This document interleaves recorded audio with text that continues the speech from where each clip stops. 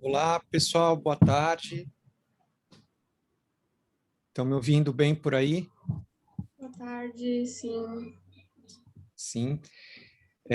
Então, semana passada a gente teve aquela questão da paralisação. Então, hoje a gente ficou de conversar, né, sobre o cronograma, como é que a gente vai fazer a partir de agora. Temos alguém que era do grupo da semana passada, esse grupo que vai fazer a apresentação a partir do Lima Barreto, Teatro Negro. Tem alguém aqui que é desse grupo? Sou eu e o Paulo. Ah, legal, Ana. Então, o que eu pensei é da gente fazer o seguinte: hoje a gente fala do Gilberto Freire, Teatro Negro. Semana que vem, em vez de fazer a apresentação, a gente fala sobre a Maria Jacinta e o Florestan Fernandes. E aí, no dia 25, a gente faria as duas apresentações juntas. Então, tanto a apresentação inspirada na Maria Jacinta, quanto a apresentação inspirada no Lima Barreto. E aí a gente conversa sobre as duas apresentações e encerra a disciplina no dia 25. Tudo bem para vocês? Por mim, sim. Pode ser? Então podemos marcar Sim, assim. pode ser. Eu coloquei ali no Moodle já. Então aí a gente tem duas aulas de discussão e uma última de apresentações práticas aí, tá? Assim a gente consegue repor aí o problema da última quarta.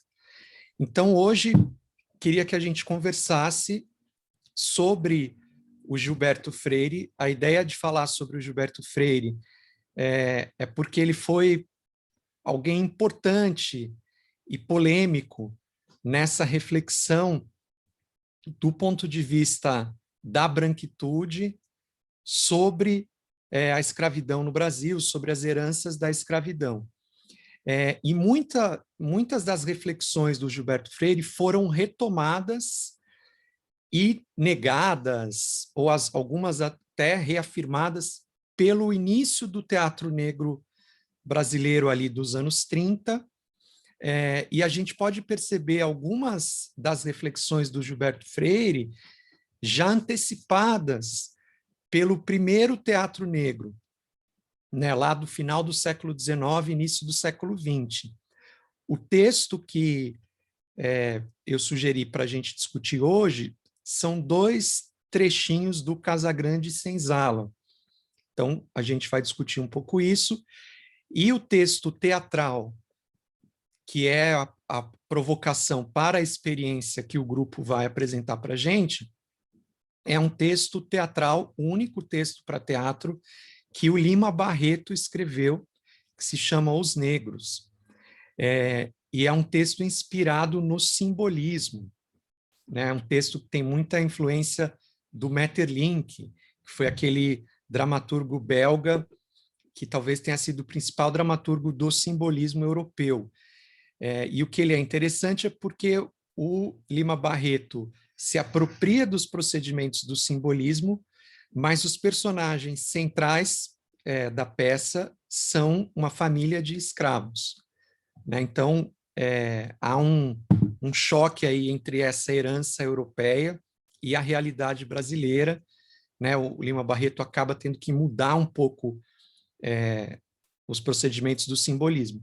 E essa peça era tão radical para aquele momento, né, 1905, que ela não foi encenada naquele período e, portanto, permaneceu inédita durante muito tempo. Acho que até hoje eu não tenho notícia dela ter sido encenada.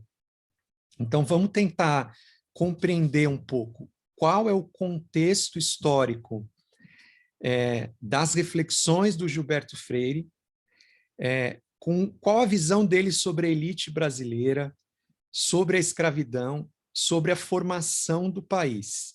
A partir desse contexto, eu quero falar para vocês um pouco sobre os primórdios do que a gente pode chamar de teatro negro no Brasil, sobre algumas referências iniciais vou falar para vocês até mais ou menos os anos 40, que é quando a gente tem duas experiências muito importantes, que é o surgimento de duas companhias de teatro. A Companhia de Teatro de Revista Negro, que é bastante importante, e também o Teatro Experimental do Negro.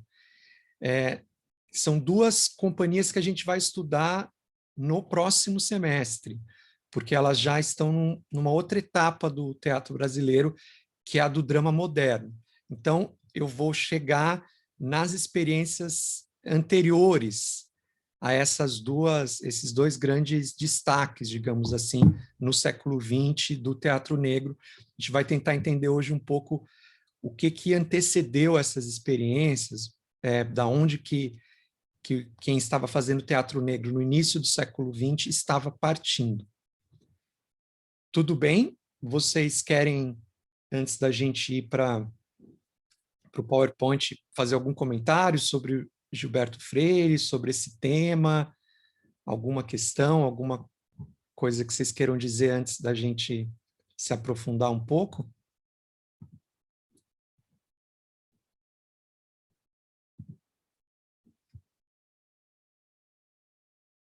Tudo certo?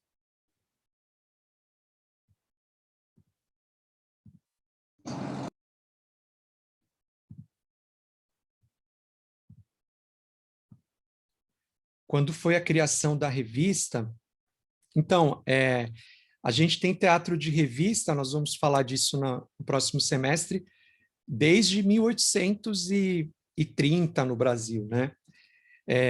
Mas essa companhia que era dirigida e foi criada e também com atores e atrizes negros e negras, ela iniciou seu percurso nos anos 40 e era uma companhia de teatro de revista exclusivamente com artistas negros e negras. Mas isso a gente vai falar no próximo semestre. Então, eu vou falar para vocês um pouco dessa trajetória do teatro negro e das reflexões sobre negritude que envolvem o Gilberto Freire. Vou falar um pouco disso antes da Companhia de Teatro de Revista Negro e do Teatro Experimental do Negro, que são dois marcos, assim, digamos, do teatro negro, que geralmente a crítica teatral brasileira anuncia como os precursores do teatro negro no Brasil. Eu quero falar um pouco para vocês que, na verdade, essas duas companhias são importantes, mas elas não iniciam o teatro negro no Brasil, né? Isso, na verdade, as artes cênicas de negros e negras no Brasil data desde o período colonial. Então, já tem um pouco de racismo quando se situa apenas essas companhias mais conhecidas do público branco como fundadoras do teatro negro, né? Então, queria falar um pouco para vocês antes, o que vem antes dessas duas experiências que são mais conhecidas. E aí a gente vai falar delas no próximo semestre, porque realmente elas são muito importantes, mas queria trazer para vocês um pouquinho do que antecede tudo isso. Então, só aqui para confirmar para vocês o nosso cronograma. Hoje temos Casa Grande, Senzala e Teatro Negro. No dia 18, está errado aqui, dia 18 a gente tem o Florestan e a Maria Jacinta, que é semana que vem. E aí no dia 25 a gente tem as duas apresentações, que é dos negros do Lima Barreto e a partir da Maria Jacinta, os dois grupos que faltam. Então, vamos tentar discutir hoje a formação do teatro negro no Brasil a partir de algumas reflexões do Gilberto Freire. Antes, acho que é importante a gente só relembrar, falar um pouquinho o que é esse conceito da negritude, que foi tão importante nas primeiras experiências do teatro negro no Brasil e hoje em dia é bastante significativo também, né? Então, esse termo negritude, ele surge na França pela primeira vez num poema de um poeta antilhano o Aimé Césaire. O Aimé mudou-se para a França e ele trabalhou com um grupo de poetas negros na França e que foi bastante importante na pesquisa de vanguarda, da vanguarda literária francesa, e ele tem um poema que se chama O Caderno de Retorno ao País Natal, que é de 1939. É um poema que está traduzido aqui no Brasil, é muito legal quem quiser dar uma olhada. E, neste poema, ele utiliza o termo negritude pela primeira vez nesse contexto. Vejam só os versos. Ele diz: a minha negritude não é uma pedra, sua surdez corrida contra o clamor do dia. Minha negritude não é uma fronha de água morta sobre o olho morto da terra. Minha negritude não é nem torre nem catedral. Ela mergulha a carne rubra do solo. Ela mergulha na ardente carne do céu. Ela rompe a prostração opaca de sua justa paciência. Então, o que é importante dessa utilização do termo negritude pelo Aimé Césaire é o seguinte: primeiro, ele está relacionando negritude com resistência, né? Com o rompimento da prostração opaca da justa paciência. Né? Então, a ideia de que a negritude não é uma condição passiva de sofrimento, de violência, mas é uma condição ativa de resistência. Né? Além disso, a palavra negritude, ela deriva de uma palavra negré, que no início do século XX, na França, era usada pelos brancos de forma pejorativa.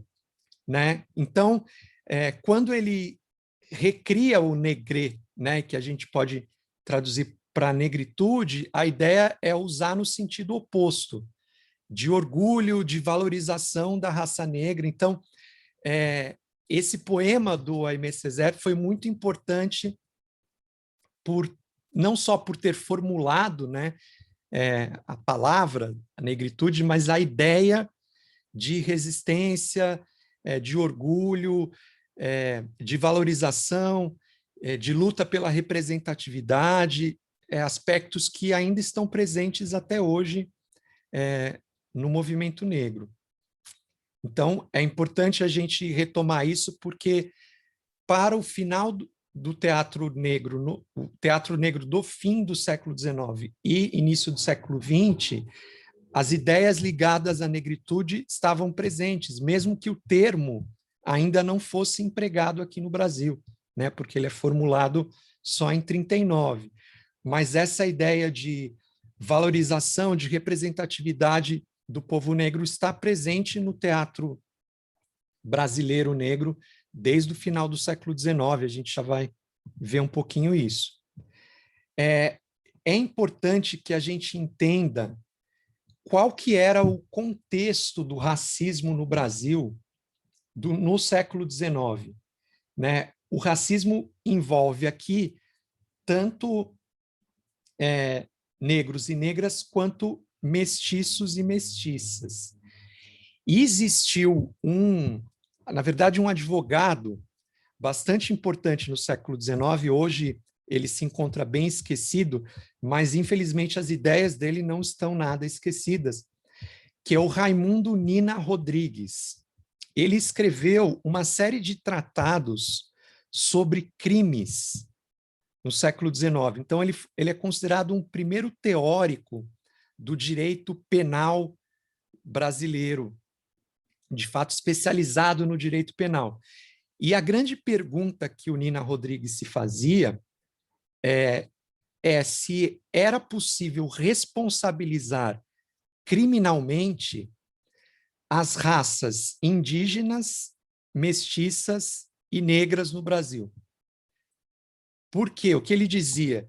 Que essas raças são tão inferiores que elas não deveriam responder criminalmente, mas deveriam ser tratadas como os loucos, como ausentes de responsabilidade. Então, vejam a gravidade do discurso. E é um discurso que foi encampado muitas vezes pelo direito penal brasileiro. Então, eu queria ler para vocês aqui um trechinho para vocês entenderem qual era o contexto do racismo brasileiro, então, de como esse racismo estava transformado em ciência, seja ciência biológica quanto ciência jurídica. E aí o papel do Gilberto Freire foi importante por questionar algo que estava bastante estratificado, solidificado no racismo brasileiro de então. Então vejam só aqui, é um trechinho de um tratado do Nina Rodrigues. Né? Ele vai dizer o seguinte: dos mestiços, eu não pretendo certamente que sejam todos irresponsáveis.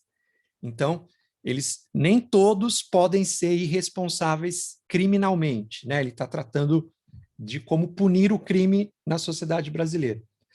Tanto importaria afirmar que são todos degenerados. Então, ele está dizendo que tem gente que diz que todos os mestiços são degenerados.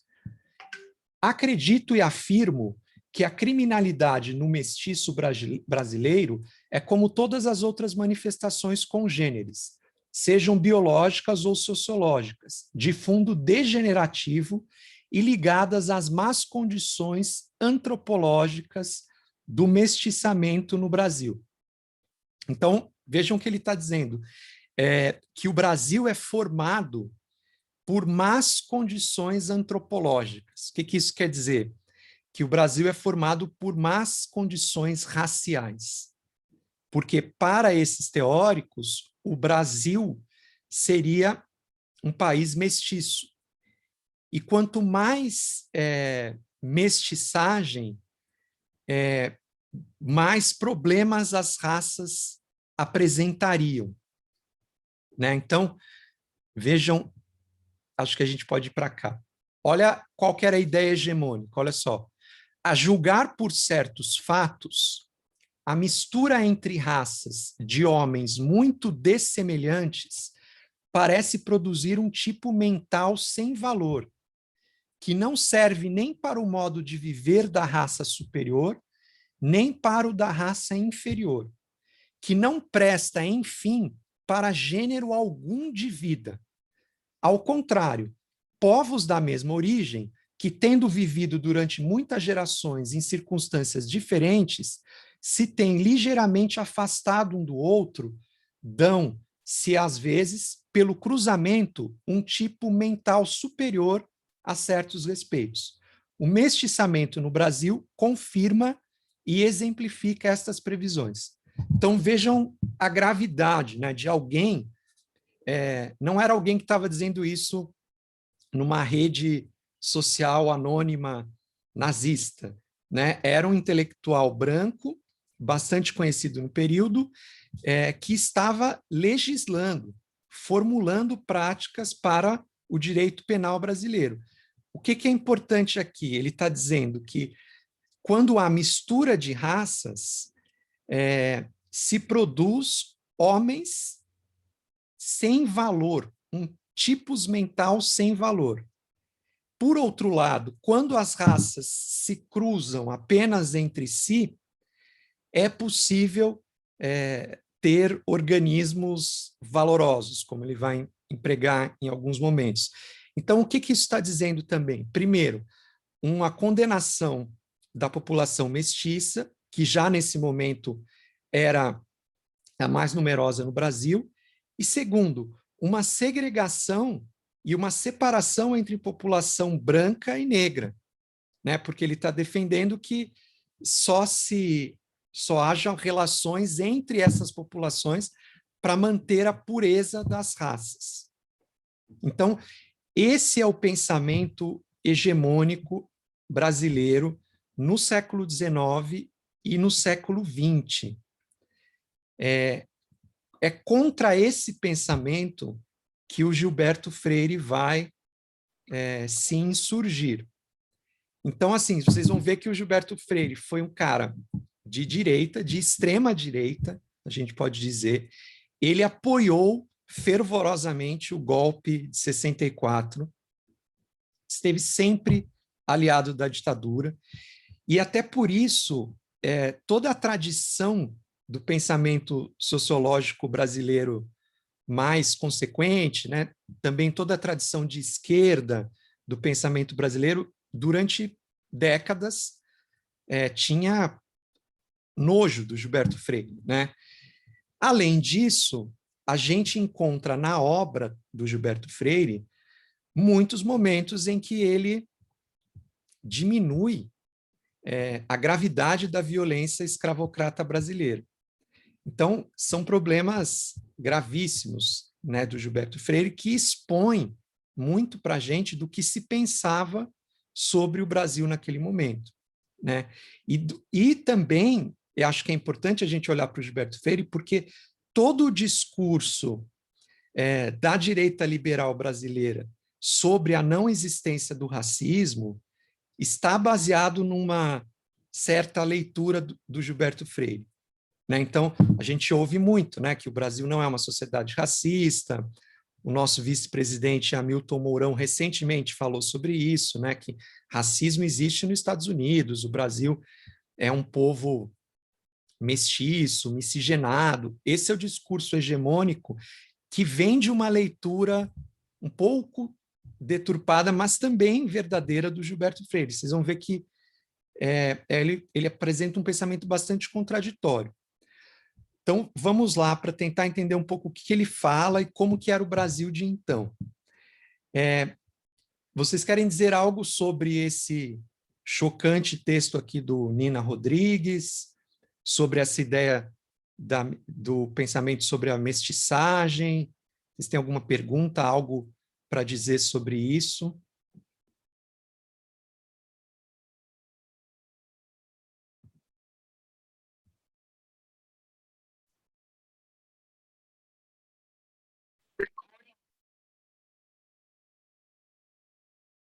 As ideias aqui dele ficaram nítidas para vocês? Deu para compreender aí?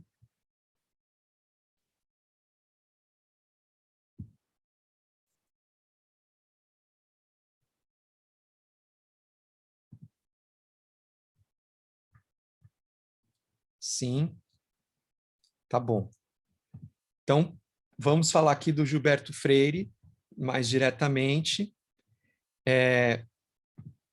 O Gilberto Freire nasceu em 1900, morreu em 1987, então ele viveu quase todo o século XX.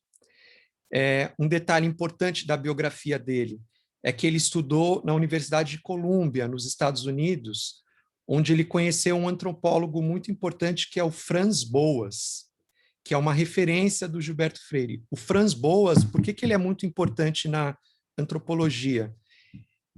E para a gente que estuda artes, ele é um nome importante, porque ele se dedica ao estudo das manifestações culturais, seja dos indígenas estadunidenses, seja de algumas populações africanas. Então, o Franz Boas funda toda uma corrente da antropologia que está interessada menos nos aspectos econômicos, sociais, religiosos, das diversas etnias, diferentes da etnia branca ocidental, mas uma antropologia que está voltada para os aspectos da expressão cultural.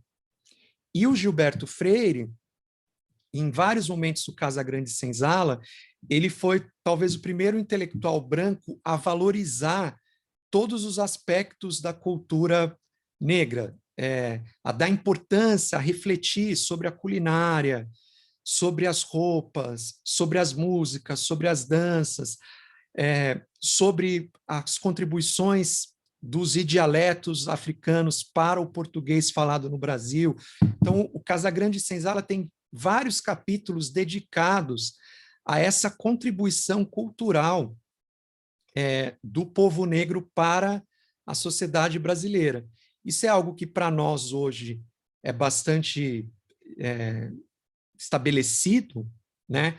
Mas naquele momento não era, né? Porque o discurso hegemônico era esse: vamos segregar brancos, negros, vamos reprimir mestiços e indígenas, porque negros, mestiços, indígenas não têm nada a acrescentar para a sociedade ocidental desenvolvida. Esse era o discurso hegemônico, né? Então, essa visão que o Gilberto Freire aprendeu lá com o Franz Boas trouxe essa contribuição que, dentro do contexto brasileiro ultrarracista de então, foi bastante significativo, né?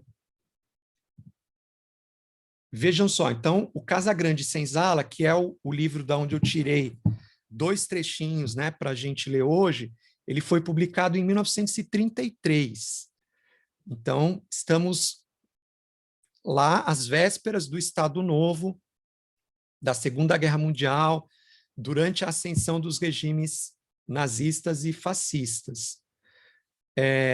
Então, a obra é importante porque, assim, o Freire, inicialmente, ele rechaça todas essas doutrinas racistas, como essa que eu mostrei para vocês do Nina Rodrigues, né? Então, ele vai dizer que o determinismo racial ou climático não influencia no desenvolvimento de um país. Qual era o discurso que vocês já devem ter ouvido, infelizmente até hoje? Que o Brasil, por ser um país muito quente, um país tropical, por aqui os trabalhadores e trabalhadoras seriam preguiçosos, o clima impediria que as pessoas trabalhassem, que se produzisse riqueza. Então, assim, havia um determinismo climático para o Brasil ser uma sociedade atrasada. A gente sabe que até hoje muita gente diz, no Nordeste é muito quente, então, né, os baianos não gostam de trabalhar. A gente, ainda hoje, esse discurso é bastante presente. O Gilberto Freire dedica alguns capítulos lá no Casagrande Senzala para mostrar que isso não tem cabimento, né? E o outro argumento dele é que também não existe determinismo racial. Então, o fato de alguém ser mestiço, mestiça, negro ou negra, indígena, não vai determinar o grau de desenvolvimento intelectual e da subjetividade de determinada pessoa. Esse argumento, que também para nós é extremamente óbvio, hoje em dia ele está mais escondido no racismo estrutural brasileiro, né?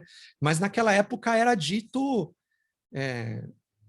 em alto e bom som, né? Existiam, como vocês viram, teorias, livros e livros para comprovar que o clima tropical levava ao atraso da população brasileira, que as raças determinavam o intelecto, a subjetividade, a afetuosidade das populações. Então, é importante, tem um lado, digamos, emancipador do pensamento de Gilberto Freire, que está um pouco nesse lugar, né, de tentar desmontar o discurso racista determinista, né? Por outro lado, essa desmontagem que ele faz também dá margem para um certo discurso de democracia racial no Brasil, né? Como se o Brasil fosse marcado por relações harmônicas entre as diversas etnias. Por quê? O Gilberto Freire não usa esse termo democracia racial em nenhum momento da obra dele, mas muitas vezes ele compara a escravidão do Brasil com a dos Estados Unidos, né? De novo, vejam aí a fala do Hamilton Mourão, sempre dizendo que a escravidão no Brasil foi muito menos violenta do que a estadunidense, né? Então, o Brasil teria vivido uma espécie de convivência entre a elite branca e a escravidão, porque aqui no Brasil teria havido um número maior de escravos domésticos. E esses escravos domésticos sofreriam menos violência do que os escravos voltados apenas para a produção agrária. A gente sabe o quanto isso não é verdadeiro, né? Então, o Casagrande Senzala recebeu muitas críticas na época, porque a obra fala muito de sexualidade, de corpo, e ela foi considerada obscena. E hoje em dia, muitos estudiosos importantes consideram que esse mito da democracia racial brasileira surgiu ali. Então, uma filósofa importante como a Djamila Ribeiro, diz que a Casagrande Senzala transmite uma visão que paralisa a prática antirracista, porque romantiza as violências sofridas pela população negra, né? Romantiza como? Dentro desse discurso, dessa análise que o Gilberto Freire faz da convivência entre a escravidão, senhores e senhoras da elite brasileira no espaço doméstico, da casa grande e também das casas urbanas, né? Então, essa dicotomia casa grande e senzala é apresentada em muitos momentos da obra de maneira violenta, mas também é apresentada como uma espécie de convivência afetuosa, como uma espécie de dominação afetuosa. E isso a gente sabe que não é plenamente verdadeiro e dá margem a todas as leituras que consideram exatamente o Gilberto Freire como o patrono da democracia racial, apesar dele nunca ter falado sobre isso. Então, assim, inicialmente a obra dele, né, ela foi até queimada em Recife, teve um movimento católico que nos anos 30 se organizou para queimar os livros do Gilberto Freire. Então, inicialmente ele foi recebido muito mal pelos conservadores e depois ele foi recebido muito mal pela esquerda. Ao mesmo tempo, ele é o sociólogo brasileiro mais premiado no exterior, mais conhecido no exterior. Então, assim, o que significa a gente olhar para a obra desse cara hoje e o que ele ajuda a gente a entender o teatro brasileiro? Vamos tentar partir dessas perguntas. Então, já falamos sobre contradições gerais desse pensamento, vamos tentar olhar mais de perto. Então, o primeiro grande aspecto da obra do pensamento do Freire, que se opõe ao que estava acontecendo lá no início dos anos do século XX, final do século XIX, é uma valorização da mestiçagem. Então, o Gilberto Freire vai dizer que o Brasil é caracterizado por um intercâmbio de experiências entre culturas diversas. Neste intercâmbio, olha a imagem que ele utiliza, haveria cacos de crenças e nacos de concepções de mundo e de vida que se mesclavam e frutificavam, dando assim origem a uma sociedade culturalmente mestiça. Então, essa mestiçagem teria um sentido sincrético, né, de sincretismo, que é incapaz de gerar qualquer ideia de identidade.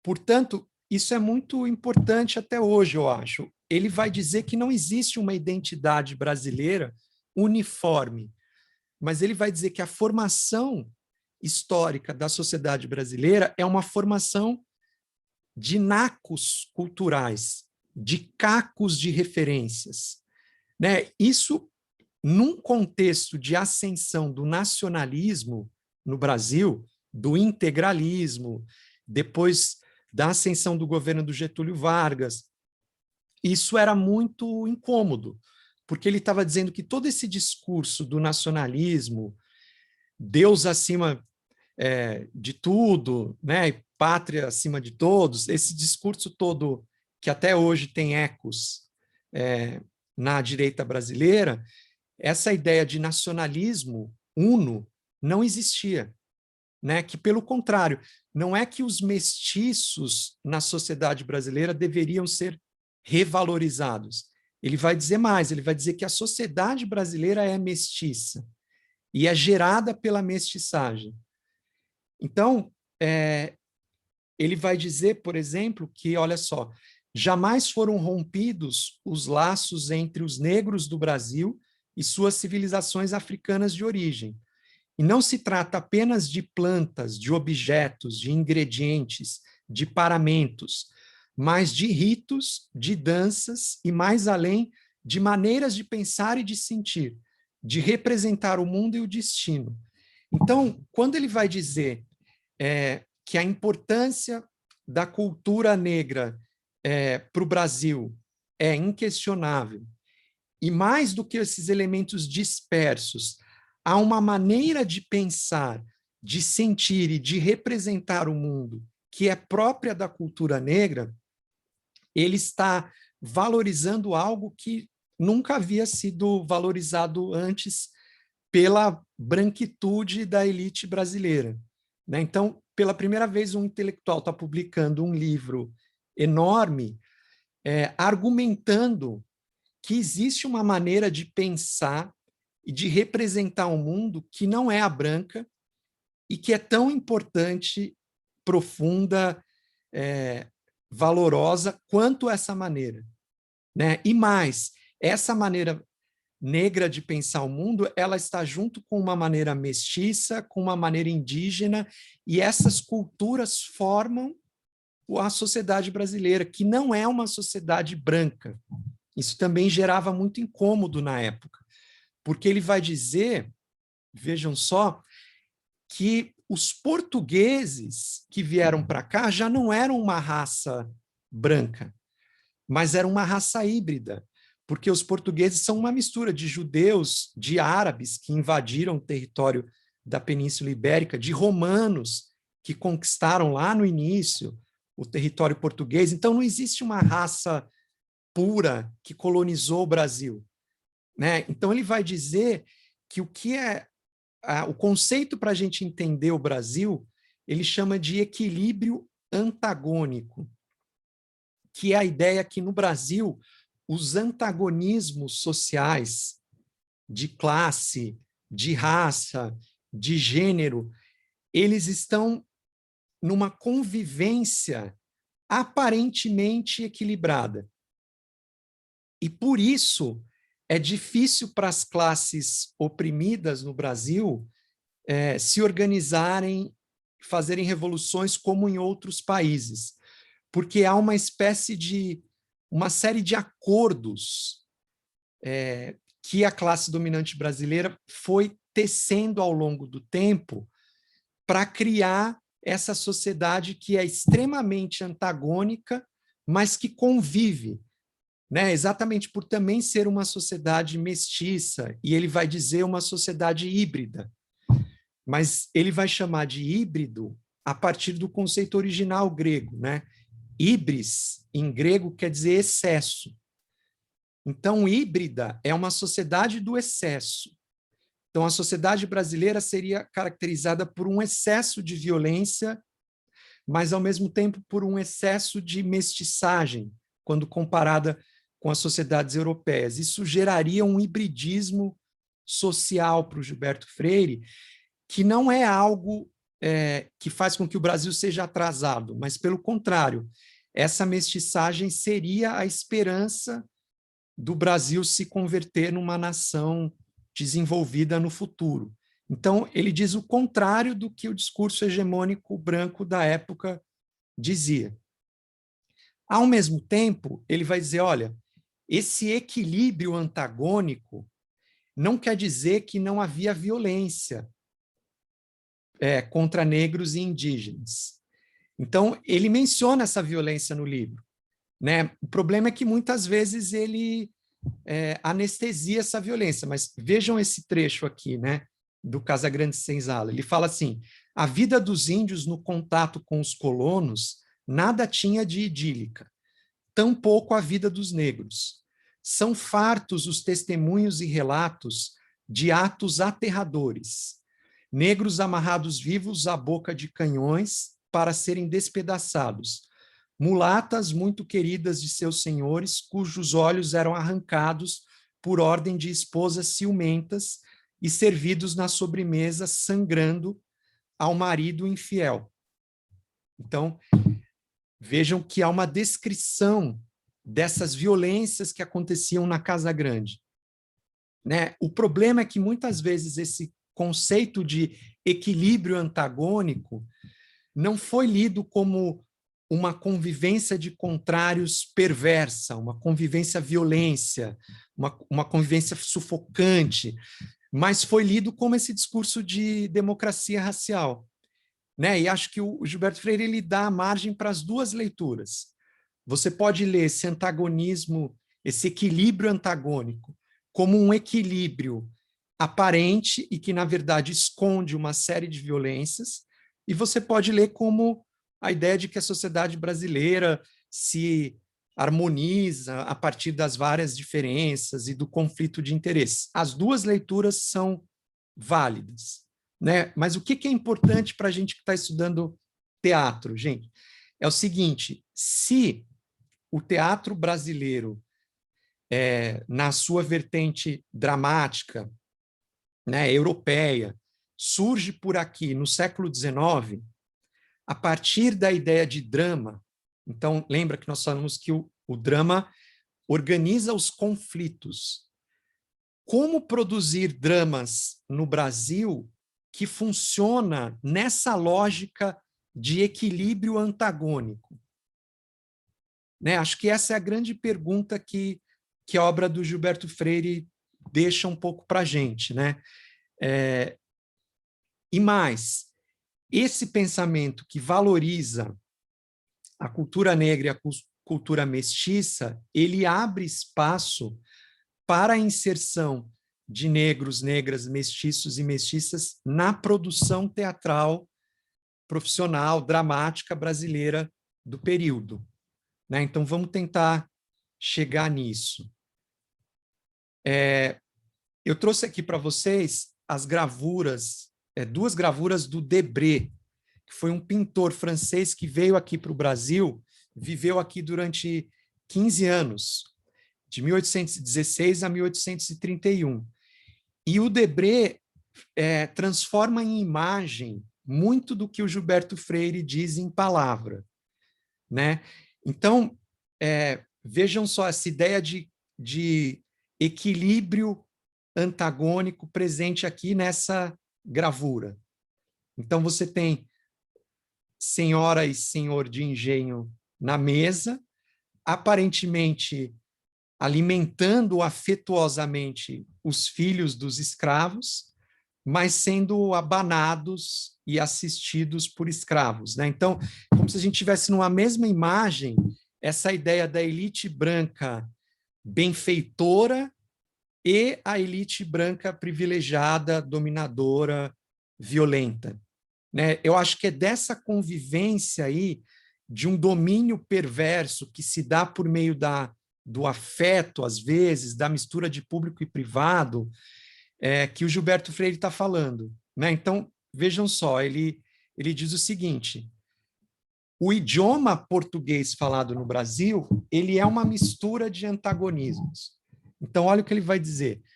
No Brasil, os modos de colocar os pronomes são diferentes. Então, o português de Portugal só admite um modo: diga-me, faça-me, espere-me.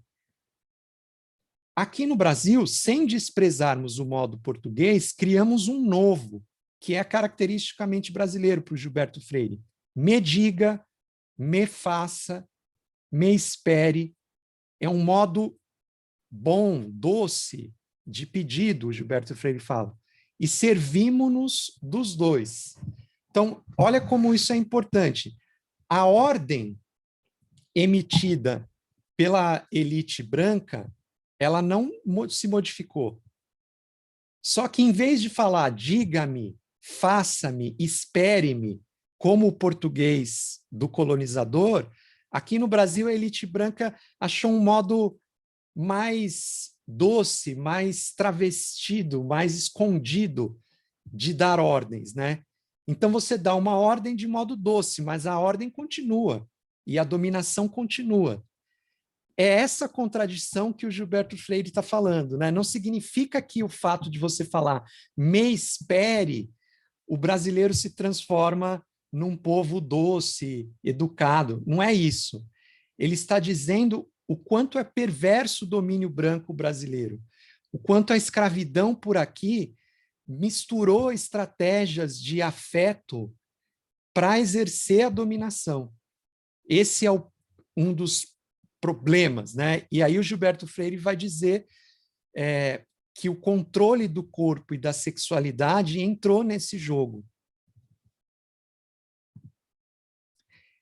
Vejam aqui como que o Debré retrata uma cena do carnaval carioca, né? E é interessante porque ele retrata uma espécie de performatividade, né? Então você tem aqui elementos da culinária, vestimenta, ritual, dança, jogo, tudo na mesma imagem, né? Essa transformação do carnaval em tema de pintura é muito rara no século XIX, né? O carnaval, principalmente de negros e negras, era considerado não era considerado motivo de arte.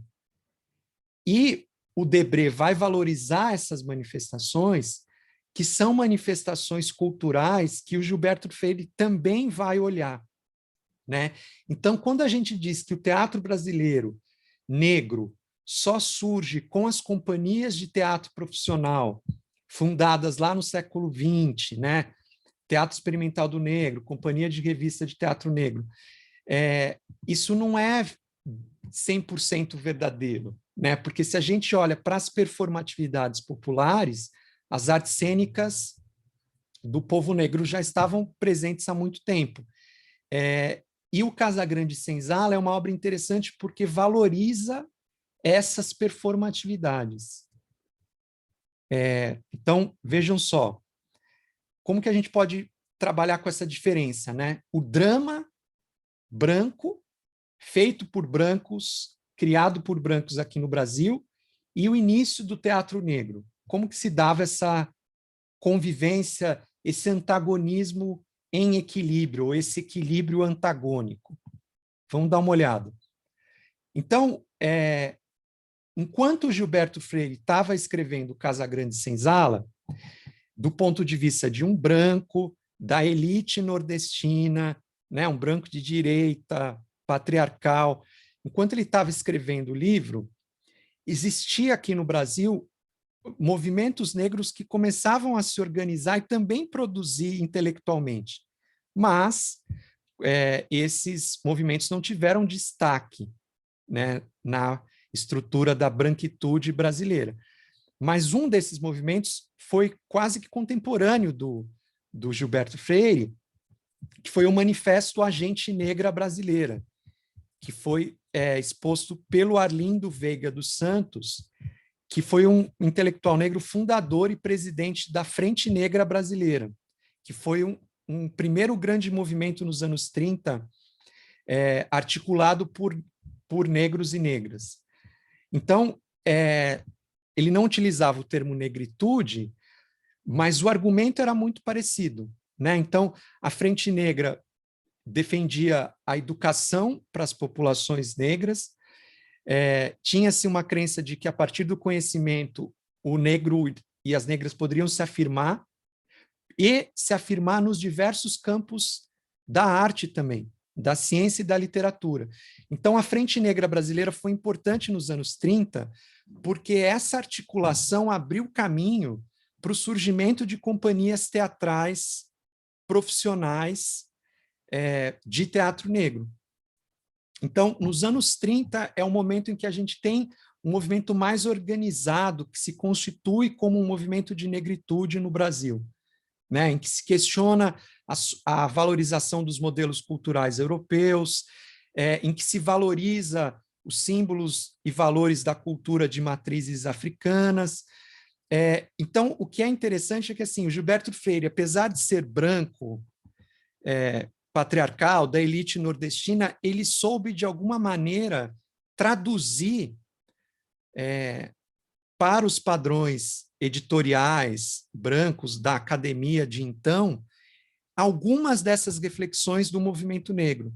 Então, assim, nesse sentido, ele teve uma sensibilidade histórica de perceber que aquele discurso racista de então não era válido, e ainda com todos os problemas do ponto de vista de um patriarca branco, ele conseguiu apresentar alguns aspectos que foram importantes para essa construção de um discurso da negritude, né?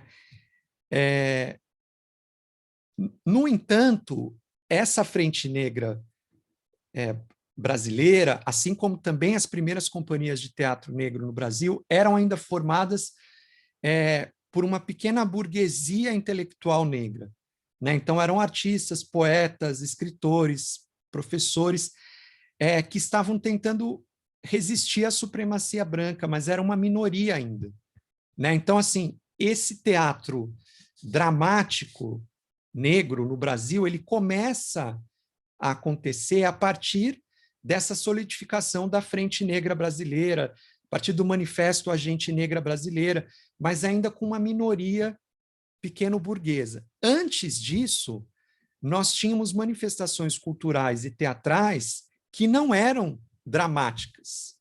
E essas manifestações foram muito valorizadas na obra do Gilberto Freire, né?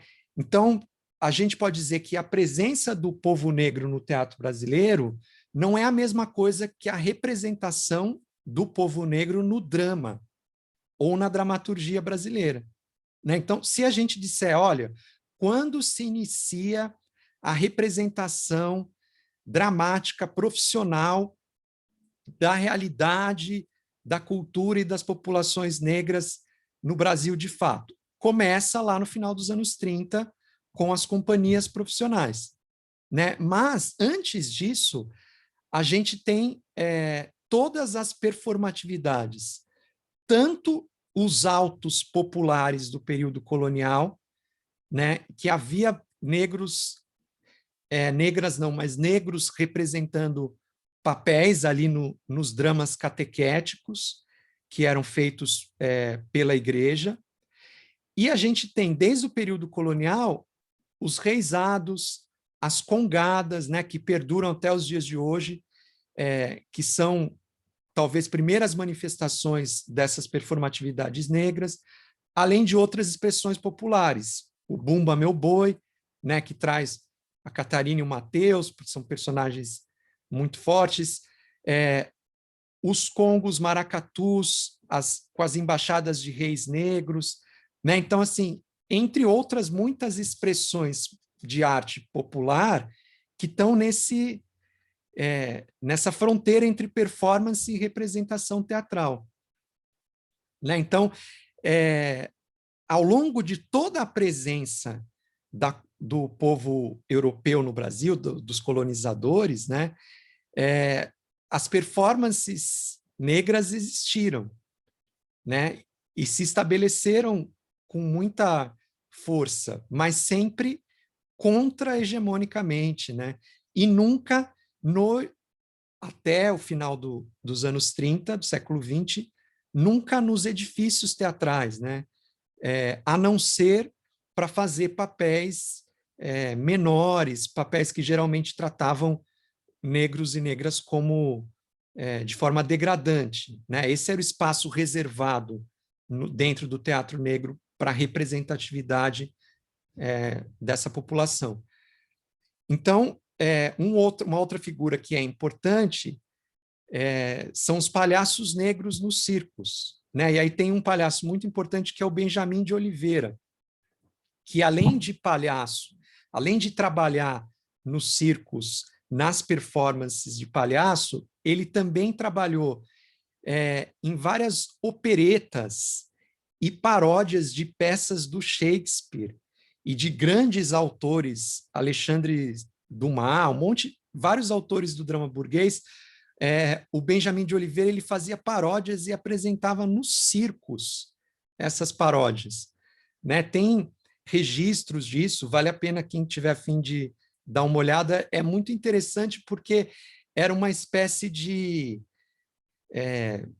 crítica irônica à cultura da branquitude realizada por um palhaço, apresentada nos circos, que tinham um público grande de negros e negras, né? Então, vejam assim que a gente tem, durante todo o século XVI, XVII, XVIII, XIX, uma série de manifestações performativas, né? Até a gente chegar no século XX, a partir dos movimentos da negritude que começam na Europa, a partir dos movimentos de negritude que se articulam na América do Sul, aí você tem uma defesa da cultura negra e uma defesa da representatividade negra. Então, por que negros e negras não poderiam estar no palco, por que não poderiam escrever dramas.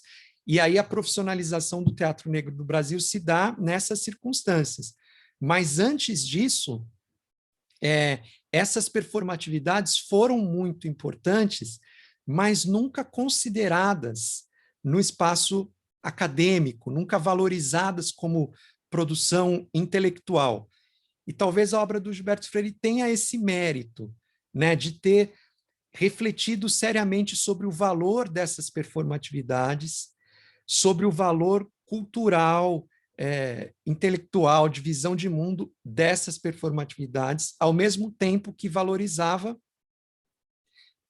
essa hibridez da sociedade brasileira e também denunciava a violência que esse aparente equilíbrio da sociedade brasileira esconde. Então, assim, antes de talvez a gente ler um trecho mais específico aí do Gilberto Freire, queria que a gente conversasse um pouco sobre dúvidas, questões de vocês a partir dessa exposição que eu fiz do Gilberto Freire. O que inquieta, angustia vocês? Críticas, ideias descobertas? O que vocês pensam sobre isso? Que dúvidas aparecem sobre esse percurso aí que eu fiz? Teatro Negro, Gilberto Freire, aproximações, diferenças. O que vocês pensam disso tudo? Ou têm dúvidas, enfim.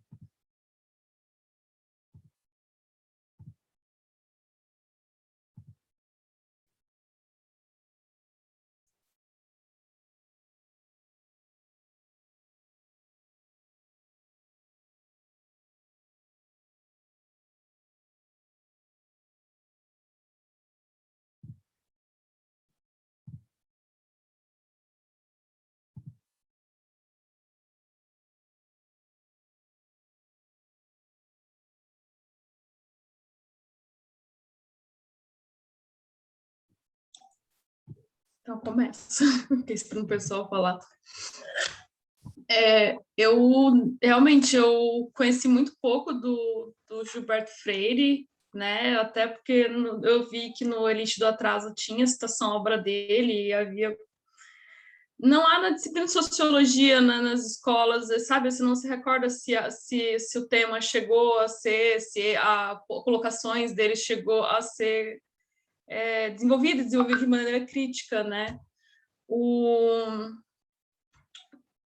que me parece é que ele vem realmente, você colocou, né, fazer uma linguagem acadêmica para um pensamento de senso comum em relação à própria comportamento da negritude, dos negros, essas relações que foram sendo construídas no país desde o período colonial, né?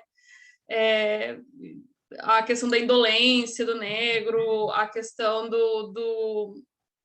dos indígenas não quererem trabalhar porque eles não se submeteram a toda a ordem de produção capitalista, né, de trabalho, e ao mesmo tempo algumas coisas assim ficam enrustidas, né? Depois o Nelson Rodrigues vai trazer a questão do complexo de vira-latas, né? A gente também vai se apropriar, inclusive, dessa própria crítica, e vai reproduzir isso cotidianamente, e você vê seus tios reproduzindo, não, porque lá fora não é assim, não, porque também não é assim, não sei o quê.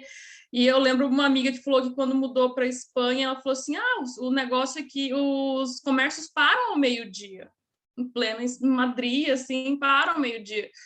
E ela ficou espantada com essa lógica de parar de trabalhar. E a gente não tem nem esse momento de irrupção do trabalho na hora do almoço, que a gente vê muitos comércios nessa continuidade de trabalhos,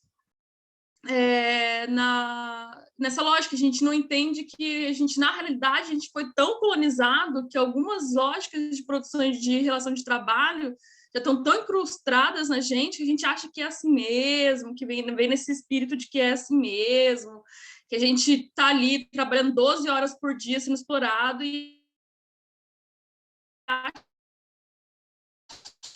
tudo bem, a gente não trabalha. Já quanto ao teatro, eu entendo que ele acaba desenhando muito dessas relações que depois que o Freire vai desenhar, essas relações que depois vão surgir dentro do teatro, né?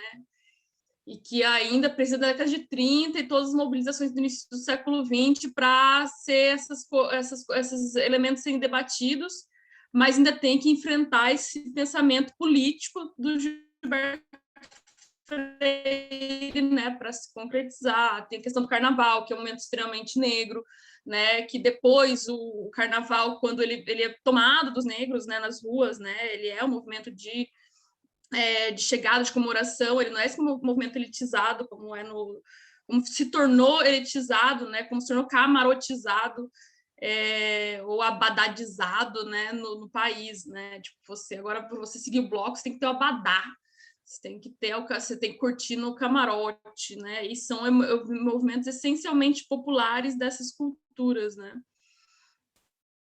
É a minha contribuição. E eu acho muito interessante da história do carnaval, né? Porque ela, na origem, carnaval quer dizer inversão, né? Então, o carnaval é uma festa que na Europa significa uma inversão do mundo, né? O momento em que quem está embaixo pode estar em cima e quem está em cima fica embaixo, né? Por isso a figura dos reis populares é tão importante nas primeiras manifestações do carnaval.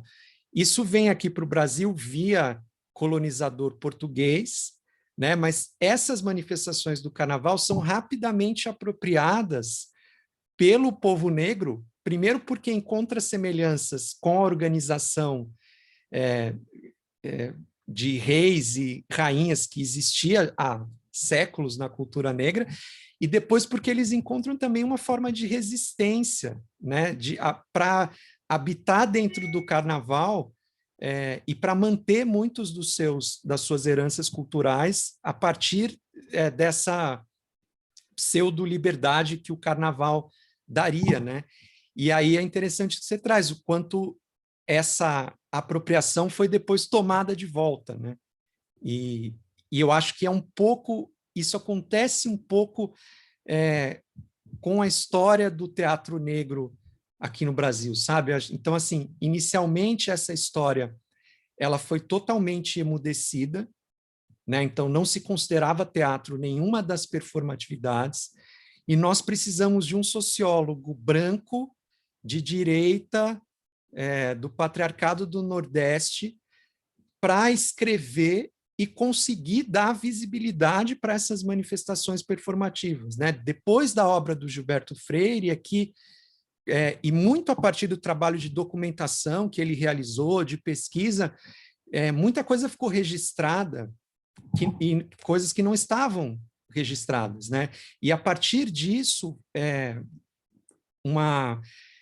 houve uma maior visibilidade para um movimento negro que já existia, né? E que não conseguia se expressar dentro dos caminhos e privilégios da branquitude que o Gilberto Freire conseguiu, né? Então, acho que essa contradição é muito reveladora do Brasil, né? O Gilberto Freire, acho que ele sintetiza, né? Então, assim, um cara que, ao mesmo tempo que ele consegue valorizar a mestiçagem, que ele faz uma espécie de inventário super importante das culturas e das performatividades negras, que ele formula esse conceito interessante de antagonismo em equilíbrio ou equilíbrio antagônico, que permite ler um pouco a violência brasileira. Ao mesmo tempo, ele também fala que a escravidão não foi tão violenta quanto nos Estados Unidos, ele também, de alguma maneira, tenta anestesiar, né, a violência brasileira. Então, eu acho que eu trouxe ele aqui para a gente conversar, porque ele faz uma reflexão sobre a formação histórica do Brasil, ele olha para manifestações teatrais que antes ninguém tinha olhado, né, e isso nos anos 30. Então, de alguma maneira, ele é importante por isso. Por outro lado, é um cara branco que está falando em nome da cultura negra, né? Algo que hoje, para nós, é super criticável, mas naquele momento ele abriu caminho para uma série de intelectuais negros que depois puderam se manifestar e ser valorizados, né? Então, eu acho que ele, durante muito tempo, o Gilberto Freire foi assim. Por isso, talvez, vocês nem tenham estudado, porque geralmente se considera que vai estudar o Gilberto Freire é um cara criou a democracia racial, esse cara é um mal para o Brasil, né? Mas é muito também da leitura racista que foi dada para a obra, e também, isso é típico da elite brasileira, né? Que são as estratégias de cooptação, né? Então, você não censura a obra do cara, você coopta essa obra e faz uma leitura dentro daquilo que te interessa.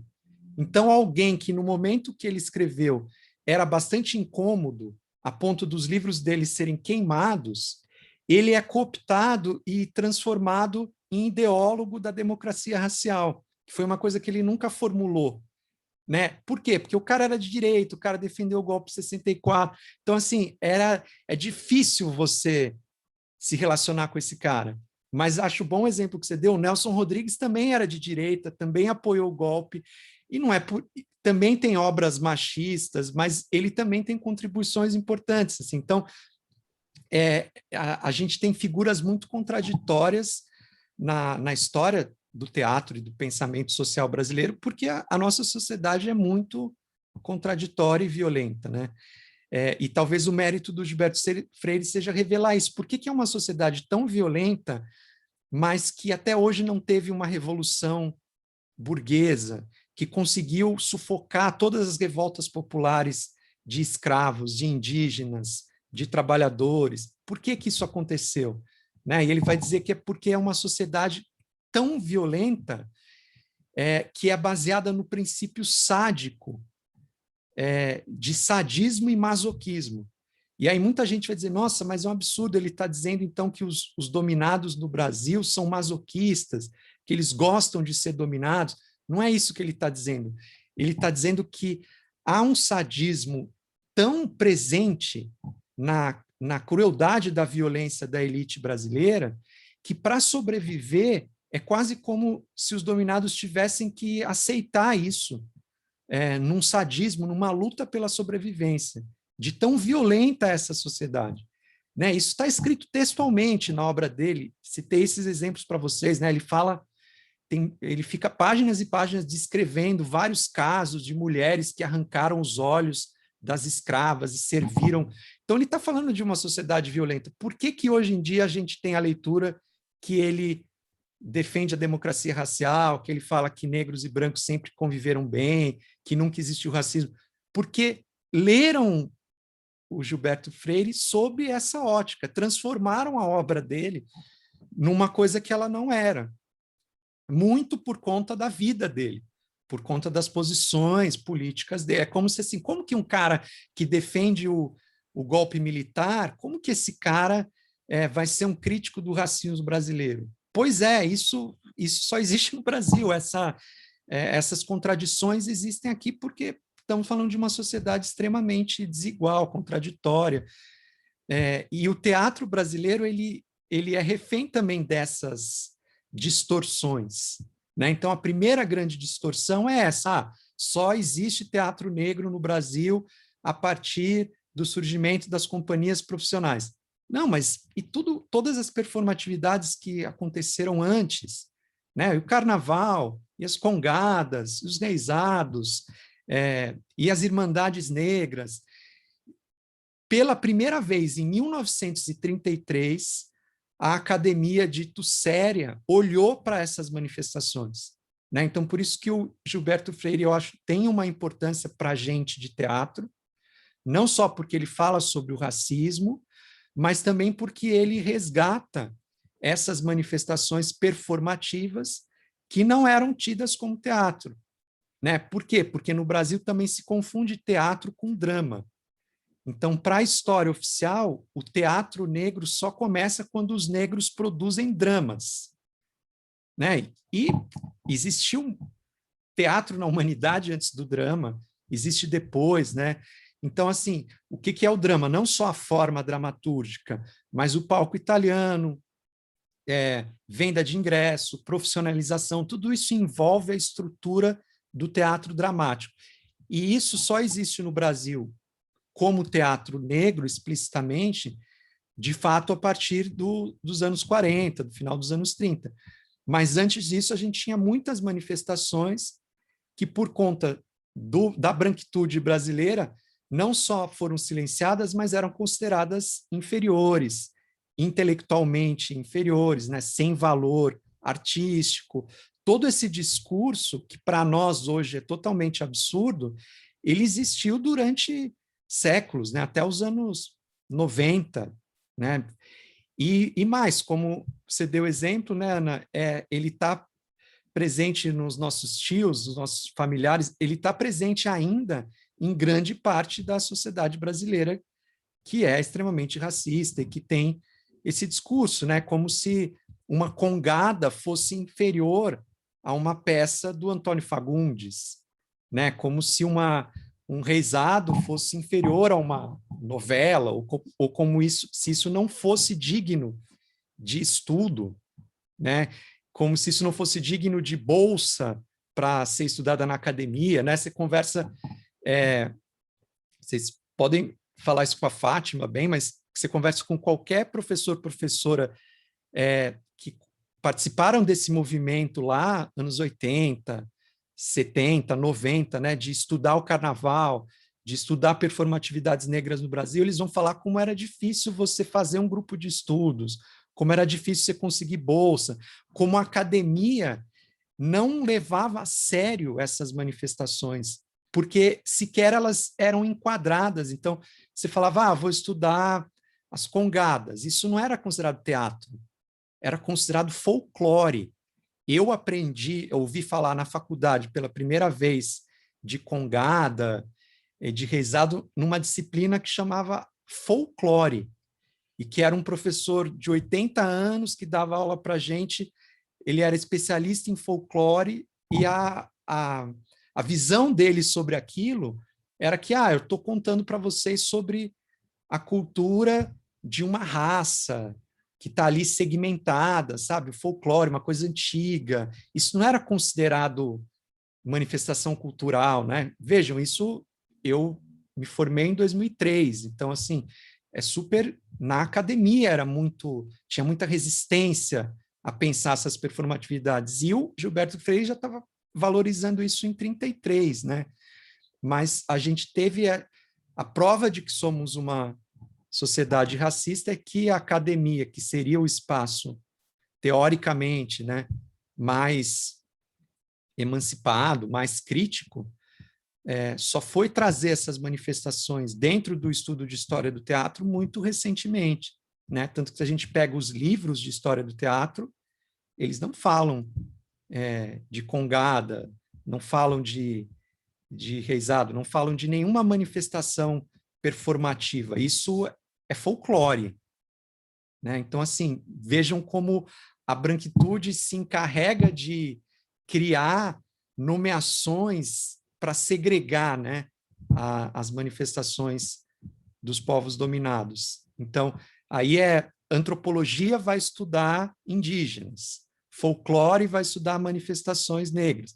Então, você não pode estudar teatro a partir dos povos indígenas, você não pode estudar teatro a partir dos povos negros, né? Então, isso é uma forma brutal de racismo, né? E isso está muito presente na história do teatro. Então, eu acho muito importante a gente olhar para isso, né? E conseguir refletir sobre a importância de todas essas manifestações performativas e também olhar um pouco para o que significa o que é a sociedade brasileira, né? A grande questão do Gilberto Freire e dos caras da época dele era assim, qual é a identidade brasileira? O que significa ser brasileiro? E o que eu acho interessante é que o Gilberto Freire vai dizer, não tem isso, só tem cacos. São cacos de muitas culturas, e isso é bom, não é ruim. Isso não nos faz inferiores à cultura homogênea dos alemães, dos dinamarqueses. Isso nos faz mais ricos de visões de mundo, né? Daí, para virar democrata racial, é um passo, mas tem um passo, percebem? O fato dele dizer que a mestiçagem é uma riqueza, ele não está defendendo a violência dos estupros, né, da miscigenação forçada que aconteceu no Brasil. Mas ele está dizendo que essa miscigenação não gerou pessoas mestiças que devem ser, inclusive, não responsabilizadas criminalmente, de tão inferiores que são, como era o discurso hegemônico da época, né? Então, assim, esse discurso também está presente na história do teatro, né? Então, assim, se negros e negras e mestiços e mestiças são inferiores, por que você vai olhar para a cultura desses povos, né? O negócio é a cultura ocidental, branca, o resto é folclore, né? Então, o máximo a gente estuda isso como folclore, não como referências para serem levadas a sério, tanto quanto as referências brancas, né? E esse é um dos problemas da história do teatro negro, que ainda está sendo construída, né? É muito, vocês pegarem as teses, publicações sobre a história do teatro negro, elas são recentes também no Brasil, né? Porque a ideia era que a história do teatro é a história do teatro branco, né? Então se falava, né? A história do teatro era assim: jesuítas, 2 séculos que não aconteceu nada, século XIX vem o drama europeu dos portugueses, depois vem o drama modernista, Nelson Rodrigues, essa é a história do teatro brasileiro, né? Então você não tem indígenas, você não tem culturas negras, sequer mestiças, né? Como se essas culturas todas não fossem produzidas por aqui, né? Que é um absurdo, assim. Então, por um lado, é violento que um branco tenha promovido inicialmente esse resgate. Por outro lado, se não fosse um branco, talvez a sociedade brasileira ultrarracista não permitisse a publicação dessas ideias, né? E essa elite brasileira é tão perversa que ela subverteu algumas dessas ideias e deu uma interpretação diferente, eu acho, do que elas estão escritas, né? Quando a gente lê o texto sem preconceitos, você vai ver que não é bem assim, né? Ele não está romantizando, pelo contrário, né? Mas ele está tentando perceber o que a sociedade brasileira tem de diferente, né? E aí essa ideia de um equilíbrio antagônico é interessante porque revela um pouco dessa violência que fica escondida nas nossas manifestações cotidianas, né?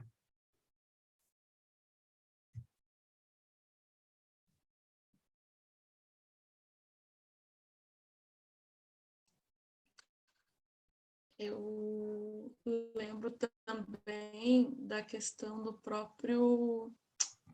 Gente, o nome dele tá na cabeça agora. Sítio Pica-Pau Amarelo. Monteiro Lobato. Né? O Monteiro Lobato, ele não era racista, né? Ele não era racista no final do século XIX. Ou se a gente quiser ler, estudar o Monteiro Lobato, a gente tem que ter um olhar muito cuidadoso no final do século XIX nisso sentido, né? E uma das obras que eu li dele, Os Europeus, é de um senso crítico sobre a sociedade, sobre as hierarquias, muito, muito legal, né? Apesar de ser extremamente estafante ainda. Mas o cara ainda defendia ideias eugênicas, né? Eugenista, aliás, que estava dentro dessa apropriação desse discurso, né? Como você colocou, que se eu posso pegar a obra do Gilberto Freire e reproduzir toda esse preconceito, ou posso realmente entender que ele estava pontuando ali que esses caras só enriqueceram através de trabalho escravo, quando eu estava lendo o texto dele, né? Que o açúcar é negro, o açúcar não é do trabalho do trabalhador, né, que está ali no campo. Essas outras coisas também eu esqueci agora. Sim, acho que esse exemplo do Monteiro é muito legal, porque, na verdade, naquela época, a ideia de luta antirracista era uma coisa assim, uma permissão da branquitude, né? Então, o intelectual branco vai lá e defende a abolição, ou critica o racismo. Esse conceito todo que está girando em torno da luta da negritude, né, que é o de representatividade, de protagonismo, de povo negro sujeito das ações e das criações artísticas, isso não estava no horizonte, né, de tão brutal que era a violência da escravidão. Então, hoje em dia, a gente olha para um branco como Monteiro Lobato falando da cultura negra, a gente percebe racismo, a gente olha para o José de Alencar criando um personagem negro, a gente percebe racismo, a gente olha para o Gilberto Freire, um branco tentando fazer um inventário da cultura negra, a gente questiona, né? Cadê a representatividade? Cadê os intelectuais negros? Né? Onde está o público negro dos espetáculos dramáticos? Né? Mas isso eram questões que, na época, não se colocavam ainda. Né? Então, sim, uma das contradições que a gente vai estudar lá no Teatro Experimental do Negro, né? que eles faziam peças dirigidas, escritos por negros, com atores e atrizes negras que tentavam se profissionalizar, então foi uma companhia super importante, mas a plateia das peças era branca, né? E aí isso é uma contradição, mas por outro lado, assim, era o que era possível. Quem podia pagar ingresso naquele momento era a elite branca, então eles tinham que apresentar para a elite branca. Então, assim, essas contradições que estão no teatro brasileiro, elas expressam a sociedade brasileira e o nosso processo histórico. E é sobre isso que eu queria um pouco falar hoje, assim, né? Então, a gente já está chegando no nosso teto, então vamos combinar, assim, que semana que vem a gente vai falar sobre o Florestan Fernandes, ele vai falar um pouco sobre a burguesia brasileira, e aí a gente vai ver a interpretação da burguesia brasileira sob os olhos de uma mulher, a Maria Jacinta, qual é a leitura que ela faz do patriarcado brasileiro, da burguesia brasileira. E aí, depois, na última semana, a gente tem os 2 experimentos dos grupos para a gente discutir sobre as leituras de vocês, tanto do Lima Barreto quanto da Maria Jacinta. Ok? Então, por hoje é isso, gente. Até semana que vem. Valeu. Obrigado aí. Obrigada, Ivan. Tchau, tchau. Tchau.